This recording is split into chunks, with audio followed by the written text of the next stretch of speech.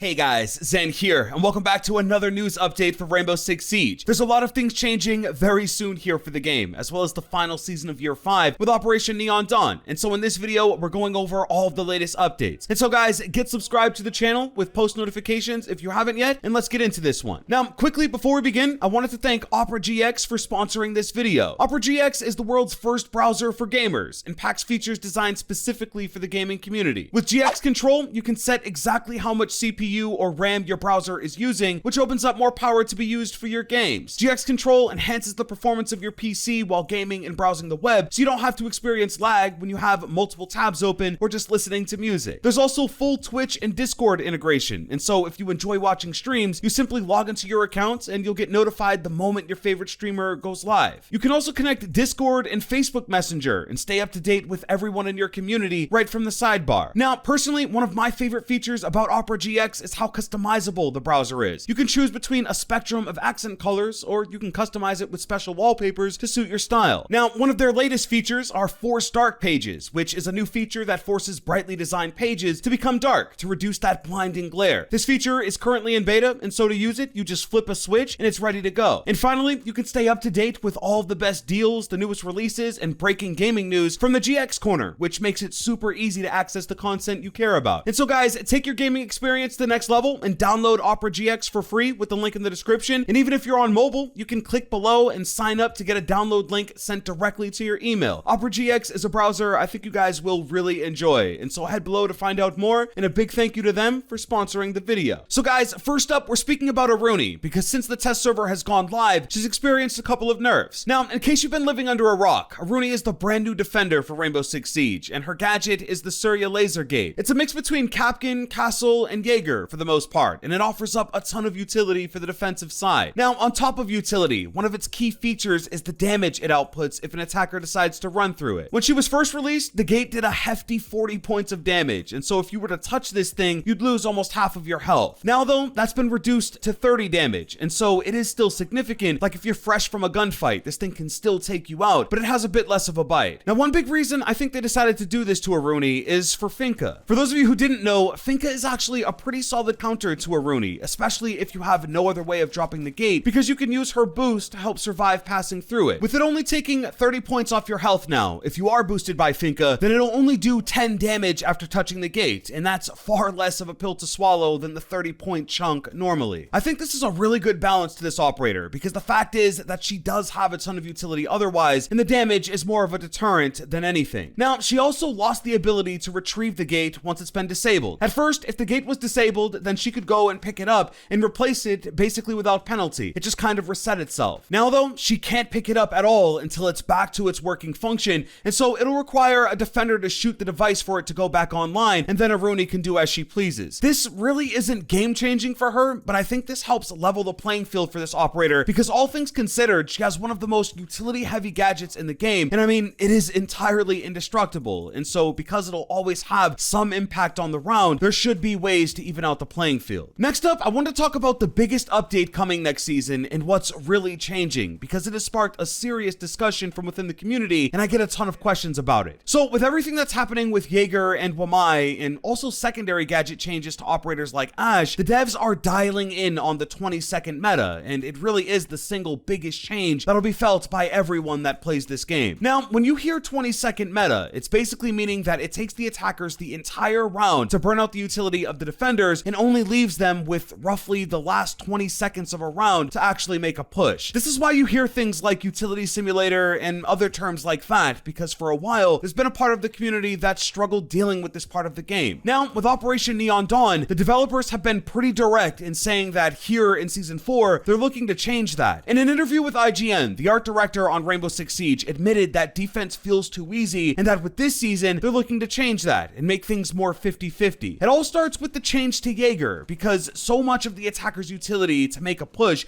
is dependent on his ability and how it's used. And so now that they've nerfed him by making the ADS work on a 10-second timer, it opens up for the attackers to actually use their utility and push the site. Wamai is no different. He loses a magnet with Neon Dawn, and so even with them both there, it's going to be a meta shift really like none other, and I think that's the single biggest thing every player will feel. I wanted to bring this up here because we've talked about the nerfs and we've outlined like the actual updates, but But this is essentially the results, and if you were here for our last update, you'd know that another operator who kind of has to suffer through it is Echo, and even though I'm not a huge fan of the change being made to him, it's hitting on that 20-second meta argument and making it so that defense is less oppressive. That's the real update here for Neon Dawn, and that's something we should all be fully aware of for when year 5 comes to a close, because it's the kind of update that's going to change the game forever. Now, something else that's been changed forever is Uplay and the Ubisoft Club. As you know, it's been changed to Ubisoft Connect, and it's basically Ubisoft's new host for all their games and services, and it's honestly one of the sleeper changes this year. I've been really enjoying it. But they recently came out with one of its coolest features, and something I'd love to see for every game I play, and they're calling it Ubisoft Connect Wrap Up. They're essentially making a custom highlight reel for your profile and everything that you've accomplished recently. I thought we'd check mine out right here, and we'll speak on what we learned shortly after. Roll it.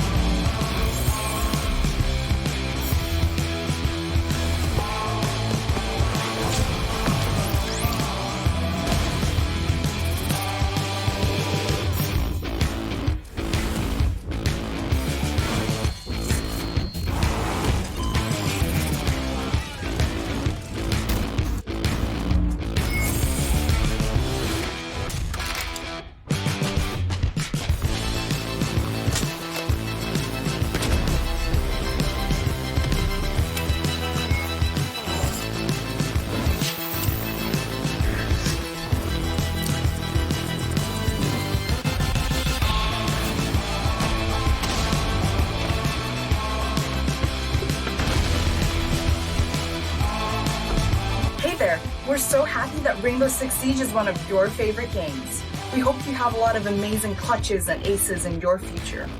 We're also really glad that you're a part of our community, and we cannot wait to share more future updates with you.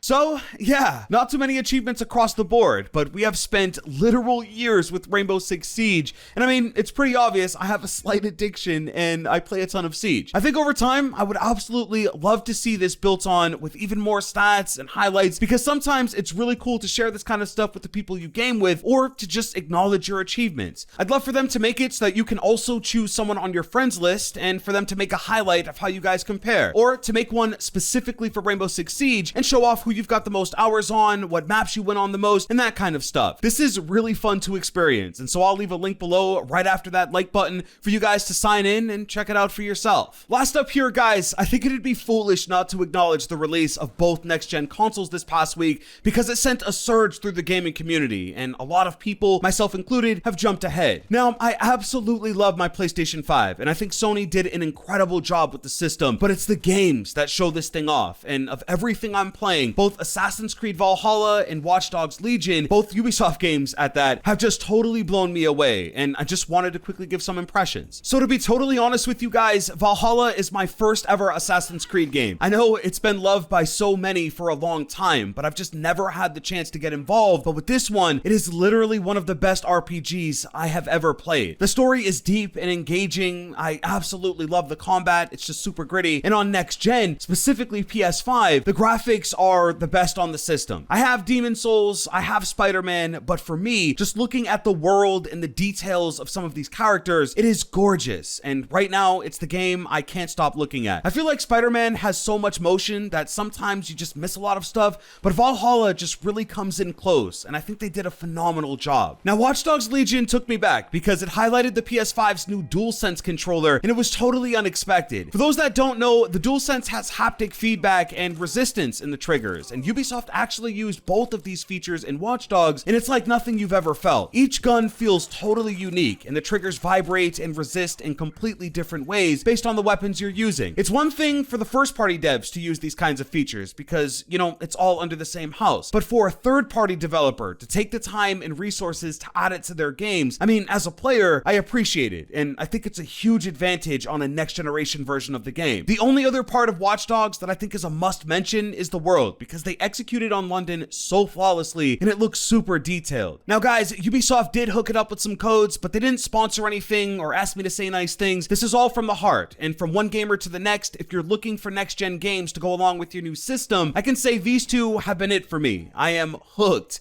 and I think you'll have a great time with them. But that's our video today, guys. Here's another thank you to Opera GX for supporting the channel, and guys, remember to download the browser with the special link in the description. If you guys did enjoy this one, drop a like and get subscribed with post notifications to be here for more. I'll catch you guys in the next video. I'm out.